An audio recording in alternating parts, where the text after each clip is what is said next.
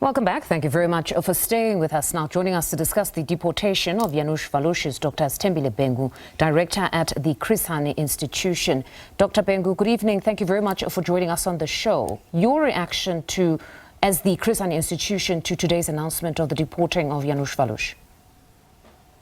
Good afternoon to you and good afternoon to all the viewers. I think firstly, obviously, this is an unfortunate ending of a story that should have ended differently.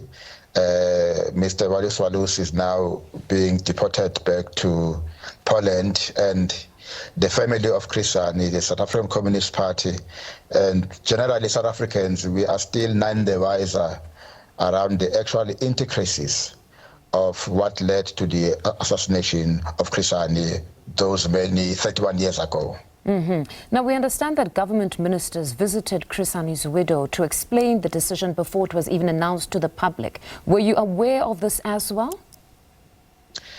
Yes, in fact, that meeting, by the way, was only held last night at around 8 o'clock. In which the meeting with Medimpo as well as the General Secretary of the South African Communist Party was held. Would you think that would have been enough time to process what is happening? Because here we are as South Africans, we've heard today, and today's the day when he leaves. Already we've got our journalists rushing to the airport, trying to catch a glimpse of him as he boards his plane. Would it have been enough time, though, for a widow, the family, and the SACP, whose leader they lost? Would this just being less than 24 hours be enough time to process everything that is now taking place? It certainly is not, and it is quite a rather disappointing development, because I'm sure the people that represent the government as an institution, this was probably already, should have been already in the calendar. Someone should have already known that, and so this could have been handled much more differently. Certainly the family primarily could have been engaged much more earlier, yes. And not in any way to cast aspersions, but one would think that if it's happening 24 hours, like you say, they would have planned this long in advance. One wonders if it wasn't a last-minute thing to say, by the way, we still need to call the family. But what was her response when she heard this?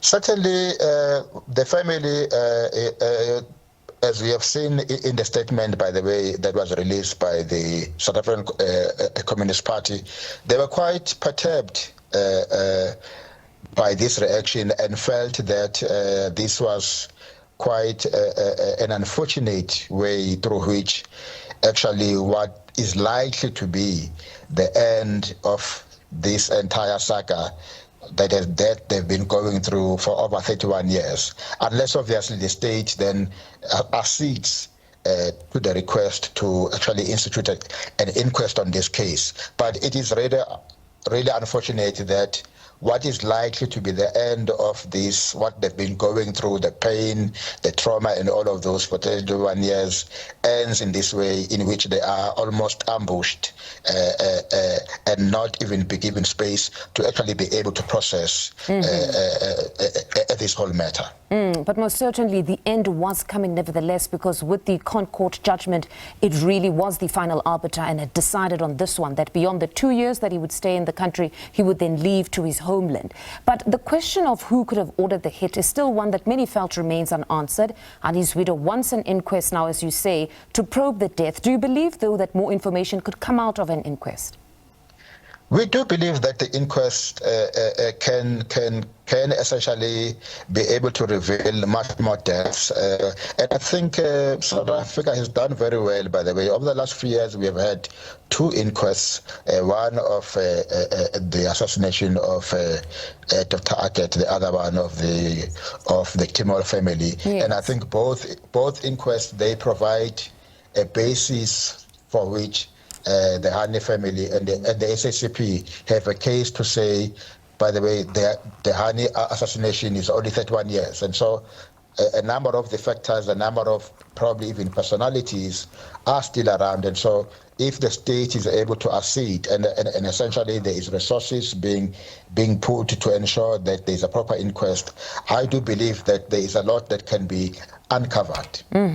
Now, this announcement of the deportation of Janus Walus has opened up a whole other conversation. We heard today that government might relook the sentencing, that where there is a life sentence, life must in fact be life in prison, because we do not have a death sentence. Where do you stand on that? Well, essentially, I think the law in South Africa generally is quite clear. I think we are quite clear around what the life sentence is, the issues of parole.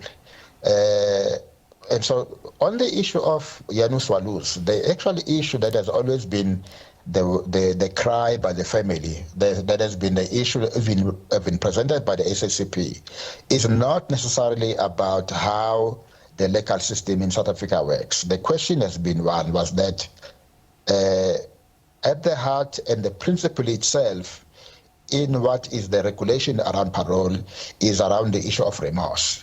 And so our argument has always been the same, that on this issue of Janus Walus, there has the very essence of what remorse is, we do not believe that has been met, essentially because there has been no attempt, there has been, after numerous attempts by many people to ask what happened, there has not been any forthcoming information. And so that is why in this specific case, the family, the party, and many others have always been opposed to the issue of the parole of Walus, specifically on the basis that remorse has been shown.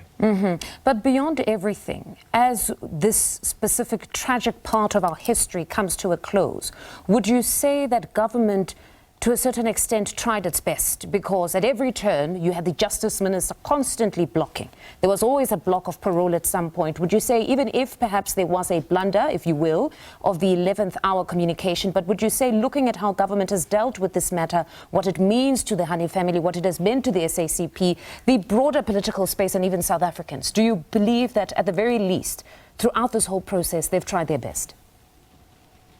I'm not sure whether we can say they've tried their best. Certainly, there have been instances. I think there are things in which there have been attempts, indeed. For instance, on the issue of the release of Janus Walus. I do believe that the state, not even the current government, I think even the previous government, there could have been the issue of inquest, because the issue of inquest, by the way, this has not just been raised by the family now.